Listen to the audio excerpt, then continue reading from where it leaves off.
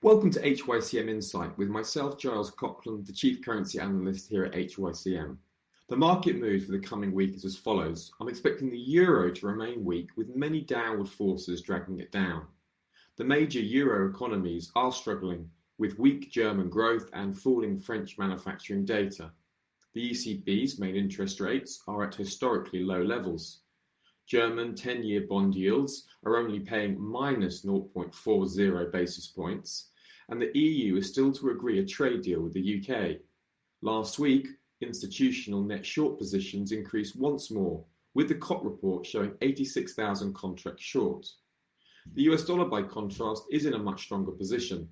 The US 10-year yields are around 1.58%, which is about 200 basis points more than Germany's rate of minus 40 basis points. And Fed Chair Powell says the economy is in a very good place. Therefore, I'm expecting Euro-US dollar sellers at pullbacks for the medium term.